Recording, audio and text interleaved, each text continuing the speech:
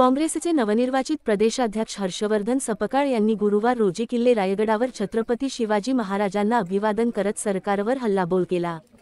शिवरायांचा हिंदवी स्वराज्याचा आदर्श संविधानात प्रतिबिंबित आहे आणि काँग्रेस पक्ष हा विचार पुढे नेत असल्याचे त्यांनी सांगितले। त्यांनी राज्य व केंद्र सरकारवर टीका करत शिवाजी महाराजांच्या विचारांचा अपप्रचार करणारेच सत्तेवर असल्याचा आरोप केला। शिवरायांनी फक्त औरंगजेबांविरुद्ध नव्हे तर जातीभेद आणि अस्पृश्यता पसरवणाऱ्या प्रवृत्तीविरुद्ध लढा दिला। समाज आपला कसा असला पाहिजे, देश कसा असला पाहिजे याची संकल्पना छत्रपती शिवाजी महाराजांनी हिंदवी स्वराज्याच्या संकल्पनेतून आपल्या सर्वांच्या पुढे मांडली आणि ती मांडत असताना राजा जो हा रयतेचा असला पाहिजे, प्रशासन शासन हे रयतेचं असलं पाहिजे, त्यासाठी एक आदर्श त्यांनी आम्हाला सर्वांना आपल्याला घालून दिला। कुठलाही भेदभाव, जातीय द्वेष, धर्मद्वेष न करता हा सर्वांना सोबत घेऊन चालण्याचा संस्कार देखील छत्रपती शिवाजी महाराजांना केला। या छत्रपती महाराजांना अभिप्रेत असणाऱ्या शासन व्यवस्थेलाच आपण हिंदवी स्वराज्य म्हणतो। या हिंदवी स्वराज्य ती संकल्पना आहे। या संकल्पनेत अनेक आध्यात्मिक आणि अनेक महात्म्यांचं देखील योगदान त्या संकल्पनेमध्ये लाभलेलं आहे आणि त्या अनुषंगाने स्वातंत्र्योत्तर काळात आपलं पवित्र असं संविधान निर्माण झालं आणि या संविधानातही हिंदवी स्वराज्याची संकल्पना आहे। या संकल्पनेलाच काँग्रेसने जेव्हा स्वातंत्र्याची चळवळ सुरू केली तेव्हा स्वातंत्र्य आंदोलनात, स्वातंत्र्य चळवळीत केवळ सत्तेचं हस्तांतर नव्हे तर व्यवस्था परिवर्तनाचे स्वप्न बघितलं आणि सदरची जी व्यवस्था परिवर्तन होती ही हिंदवी स्वराज्याच्या स्वरूपाची होती।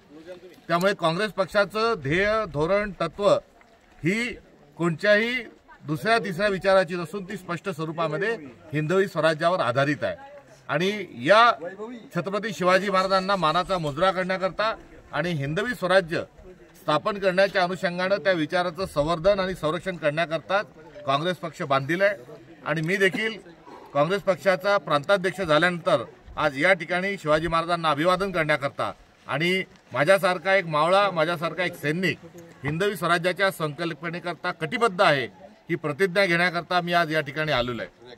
दुसऱ्या बाजूला छत्रपती शिवाजी महाराजांचा राज्याभिषेक नाकारणारी जी मंडळी होती, छत्रपती शिवाजी महाराजांबद्दल वंगळ अपप्रचार करणारी जी मंडळी होती, दुर्दैवाने आज त्या विचारांचीच मंडळी केंद्रात आणि राज्यात कुठेतरी सत्तेवर बसलेली आहे। त्यामुळे सतत ज्यांनी शिवरायांना छळलं तो विचार दुर्दैवाने आज जिवंत आहे। त्या विरोधातही लढण्याचा आमचा संकल्प आहे।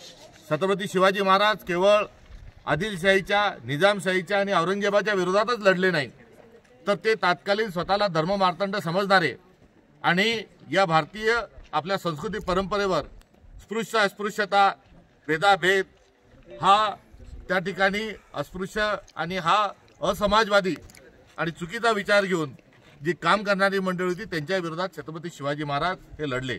आज आदिलशाही गेली, औरंगजेब गेले, निजामशाही गेली, मात्र दुर्दैवानं आज हा जो जातीयचा वादाचा विचार आहे तो जातीवादाचा विचार आजही आपल्याला कायम असल्याचं आढळून येतो।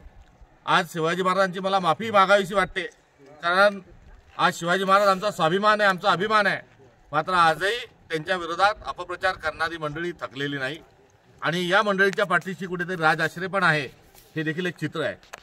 छत्रपती शिवाजी महाराजांचा अपमान करा आणि सुरक्षा मिळवा हे धोरण आज राज्य सरकारकडून कुठेतरी अवलंबलं जातं, त्याचंही दुःख आहे। एक अभिनेता शिवाजी महाराजांबद्दल भलतं चलतं बोलतो, सरकार त्याच्यावर कारवाई करत नाही, अटक करत नाही, त्याला काळकोठडीत घालत नाही तर त्याच्या घरापुढे पोलिसांचा पहारा देते, पोलिसांचं संरक्षण देतं।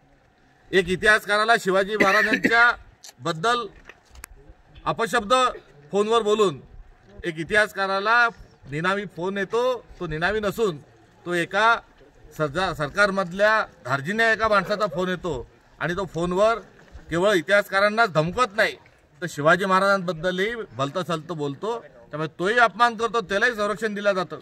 ज्या सावरकरांनी त्यांच्या साहित्यात शिवाजी महाराजांना स्थान दिलं नाही, संभाजी महाराजांचा अपमान केला, त्या सावरकर शिवाजी महाराजांचा, संभाजी महाराजांचा अपमान करतात आणि त्यांना पुरस्कार दिला जातो।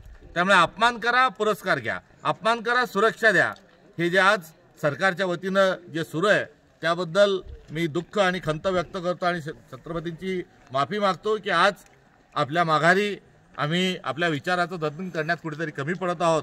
ही माफी देखील त्यांना मागतो. मात्र माफी मागत असताना आगामी काळात हिंदवी स्वराज्याचा विचार आणि छत्रपतींचा विचार आम्ही पुढे घेऊन जाऊ आणि हा जो शिवाजी महाराजांच्या विरोधातला जो विचार याला लवकरच आम्ही या टकमक टोकावरून त्याचं विसर्जन करू. हा देखील संकल्प या ठिकाणी घेण्याकरता आज काँग्रेसचा प्रांताध्यक्ष या नात्याने मी आलेलो आहे.